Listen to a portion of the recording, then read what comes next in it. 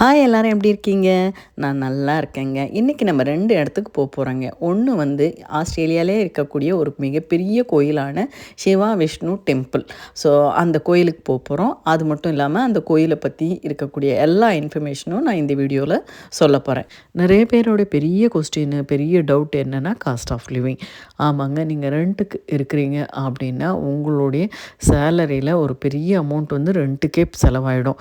அதுக்கப்புறம் கிராசரிஸ், அதுக்கப்புறம் case, power, electricity bill, அப்புறம் இன்டர்நெட் பில்லு, அப்புறம் நீங்கள் வந்து என்டர்டெயின்மெண்ட்டு, உங்களுக்கு ஏதாவது சினிமா அந்த மாதிரிலாம் போகிறீங்க அப்படின்னா அது, அதுக்கப்புறம் வீக்கெண்டில் நீங்கள் வெளியே போகிறீங்கன்னா அது, அப்புறம் ஜிம்மு, நீங்கள் வந்து ஜிம்முக்கு ஏதாவது நீங்கள் வந்து என்ரோல் பண்ணியிருக்கீங்க அப்படின்னா ஜிம்முடைய காஸ்ட்டு.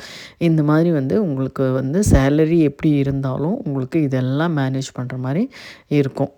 ஸோ மணி மேனேஜ் பண்ணுறது தான் வந்து ஒரு பெரிய ஸ்கில்லு.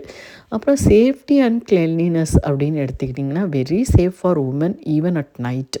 பசங்களும் வந்து ஃப்ரீயாக பார்க்கில் போய் விளையாடலாம், ஒன்றும் பயமெல்லாம் எதுவுமே இருக்காது.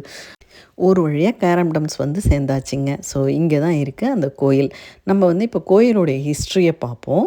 ஹிந்து சொசைட்டி ஆஃப் விக்டோரியா, நான் இருக்கிறது இப்போ விக்டோரியாவில். விக்டோரியா கேபிட்டல் தான் மெல்பர்ன். ஸோ இங்கே வந்து 2000க்கு மேலான மெம்பர்ஸ் வந்து 1982ல் இந்த சொசைட்டியை நிறுவியிருக்காங்க. அதன் மூலமாக இந்த கோயிலையும் கட்டியிருக்காங்க.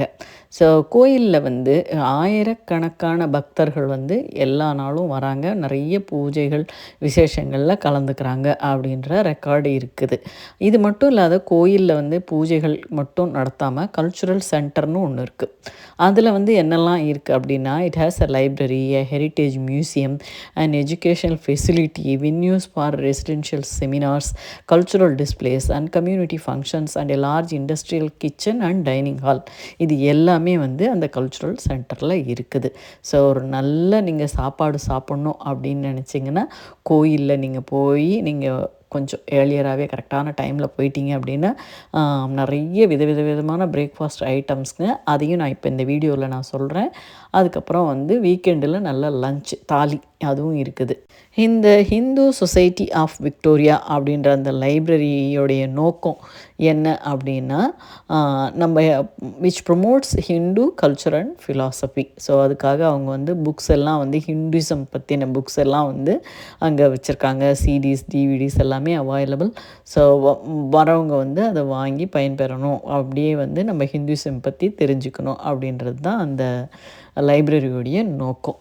அவங்களுடைய இந்த ஃபங்க்ஷன் ஹால் வந்து எதுக்கு அப்படின்னா வந்து will provide a unique venue for you to hold your weddings, special functions and celebrations, as well as being able to cater for cultural, music, arts and dance performances. இதுக்கு எல்லாத்துக்குமே வந்து அந்த function ஹாலை நம்ம யூஸ் பண்ணிக்கலாம். இந்த ஹாலோட capacity பார்த்திங்கன்னா அரௌண்ட் 700 கெஸ்ட்ஸ் அட் எ டைமில் உட்காந்து அந்த அங்கே நடக்கக்கூடிய விசேஷங்களை பார்க்க முடியும். கோயிலில் யோகா கிளாஸ் கண்டக்ட் பண்ணுறாங்கங்க. ஸோ அதோடைய ஃபுல் இன்ஃபர்மேஷன் அவங்களுடைய வெப்சைட்டில் கொடுத்துருக்காங்க. அவங்க வெப்சைட்லேயே வந்து பூஜா அண்ட் ஈவெண்ட்ஸ் அப்படின்னு சொல்லிட்டு எந்தெந்த மாதத்தில் என்னென்ன பூஜைகள் பண்ணுறாங்க, என்னென்ன பண்டிகைகள் வருது, அதுக்கு உண்டான என்னெல்லாம் வந்து விசேஷங்கள் நடக்குது அப்படின்ற எல்லா இன்ஃபர்மேஷனையும் பூஜா அண்ட் ஈவெண்ட்ஸ்ன்னு சொல்லி கொடுத்துருக்காங்க. சின்ன பிள்ளைங்களுக்கு HSV Hinduism school for young children அப்படின்னு ஒன்று நடத்துகிறாங்க. அதாவது அதோட வென்யூ பார்த்திங்கன்னா கோயில் உள்ளே மியூசியம் ஹால் அண்ட் பீகாக் ஹால்னு இருக்குது, அதில் இருக்குது. ஸோ இதை பற்றின மேற்பட்ட இன்ஃபர்மேஷனுங்க வந்து அவங்களுடைய வெப்சைட்டில் டீட்டெயில்டாக கொடுத்துருக்காங்க. அதே வெப்சைட்டில் நீங்கள் வாலண்டியராக நீங்கள் வந்து கோயிலுக்காக ஏதாவது ஒர்க் பண்ணணும்னு நினச்சிங்கன்னா அதுக்கும் அவங்க வந்து அந்த இன்ஃபர்மேஷன் கொடுத்துருக்காங்க. அது மட்டும் இல்லாத கோயிலில் இருக்கக்கூடிய ஜாப் ஆப்பர்ச்சுனிட்டிஸும் அதுலேயே வந்து இருக்குது.